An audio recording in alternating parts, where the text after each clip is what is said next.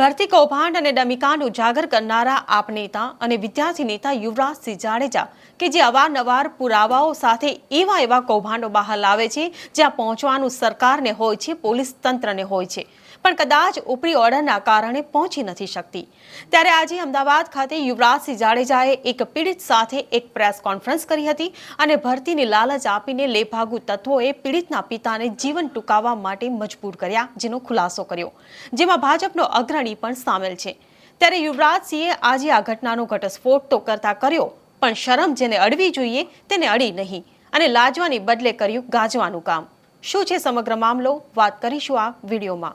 નમસ્કાર, હું હિરલ પરમાર અને આપ જોઈ રહ્યા છો નિર્ભય ન્યૂઝ। હિંમતનગર તાલુકાના અમીરગઢમાં રહેતા ઋષિકેશ દશરથ પટેલ કે જે આ ઘટનામાં પીડિત છે, પીડિતના પિતાએ સપનું સેવ્યું કે દીકરાને સરકારી નોકરીએ લગાડે। ભરતી હતી માર્કેટયાર્ડ અને સાબરકાંઠા બેંકમાં ક્લાર્કની, કે જેના માટે પીડિતના પિતા કેટલાક લેભાગુ તત્વોની લાલચનો શિકાર બન્યા અને 85 લાખ રૂપિયા આપ્યા।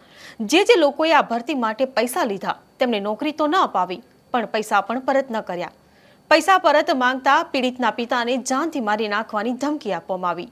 દેવું થતાં આખરે પીડિતના પિતાએ દવા પીને જીવન ટૂંકાવ્યું અને એક સુસાઇડ નોટ લખી કે જેમાં એ તમામનો ઉલ્લેખ કર્યો કે કેવી રીતે છેતરીને પૈસા પડાવ્યા। પીડિત એ સુસાઇડ નોટ લઈને ગાંભોઈ પોલીસ સ્ટેશન પાસે પહોંચ્યા। FIR નોંધાવા જાય છે, ન્યાય માંગવા જાય છે, પરંતુ પોલીસ દ્વારા ધુતકારવામાં આવે છે અને FIR પણ નથી નોંધાતી। એટલેથી ન હારતા PI, SP, IG, DGP, CMOના ડેશબોર્ડ જનસંપર્ક પર પણ ફરિયાદ કરી, પણ સરકારે પણ આ પીડિતની ન સાંભળી।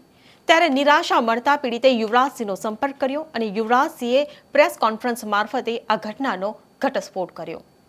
આજે જે વ્યક્તિની વાત કરવાની છે એ વ્યક્તિ છે પટેલ ઋષિકેશભાઈ દશરથભાઈ।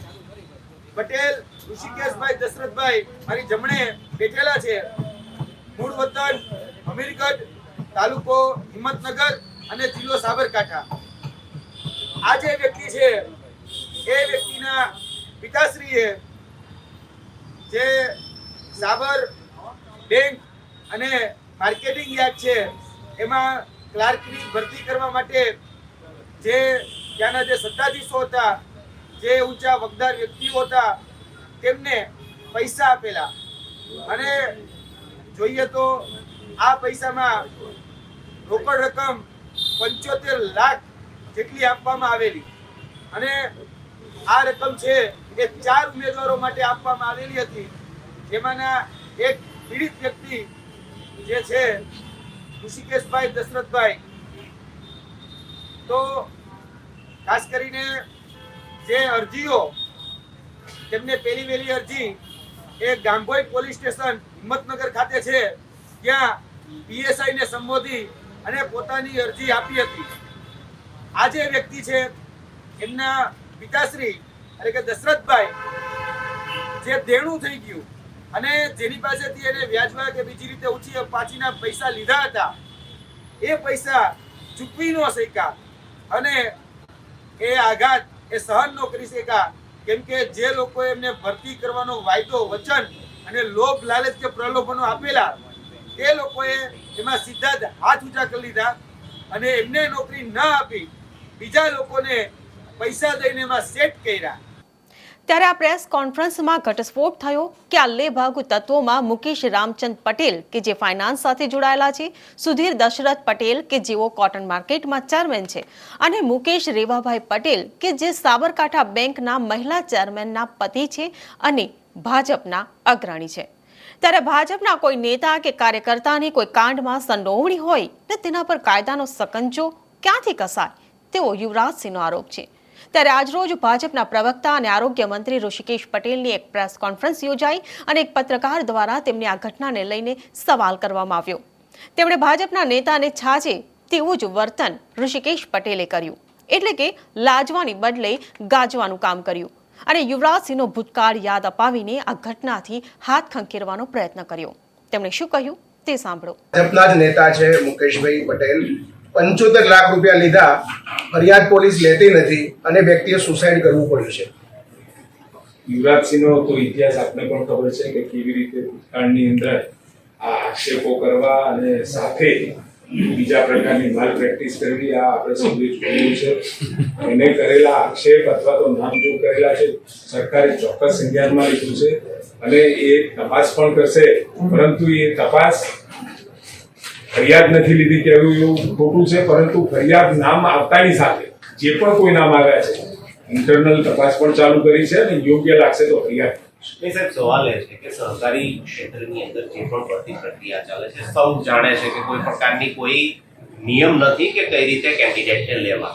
સરકાર આ દિશાની અંદર વિચાર કરે છે કે સહકારી ક્ષેત્રની અંદર પણ એક કોમન એડમિશન જે વ્યવસ્થા છે એ વ્યવસ્થા અંતર્ગત સરકારી ક્ષેત્રની અંદર ભરતીઓ થતી હોય છે અને મોટાભાગે આચાર સંહિતાનું પાલન કરી અને ભરતી કરવાની સૂચનાઓ વખતો વખત આપણે આપેલી છે અને આશા રાખી કે સરકારી તંત્રની અંદર પણ ભરતીઓ મેરિટના આધારે થાય.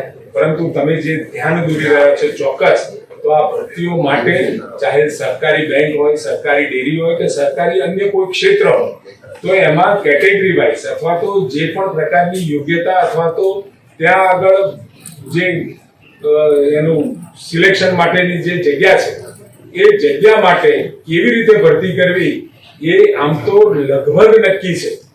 એ જાહેર પરીક્ષા લઈ, ઇન્ટરવ્યુ લઈ અને કેવળ ને કેવળ સીધી એ લોકો ભરતી કરી નથી શકતા. પણ છતાં પણ આવી કોઈ ભરતીઓ થઈ હોય તો એ જે માધ્યમથી થઈ હોય એ માધ્યમની તપાસ અમે ચોક્કસ કરીશું. મુકેશભાઈ, પણ સહકારી ક્ષેત્રમાં એક વસ્તુ તો છે કે મોટા ભાગની બેંકો ચોક્કસ એક જ્ઞાતિની હોય, એના કોઈ પણ ડિરેક્ટર એવા નથી હોતા કે જેના પરિવારના સભ્ય બેંકના કોઈ કર્મચારી ના હોય. તમે બધા ધ્યાન દોર્યું પણ આટલું બેંકના ડિરેક્ટર હોય એટલે એનો પરિવારનો કોઈ સભ્ય ત્યાં નોકરી કરી શકતો નથી.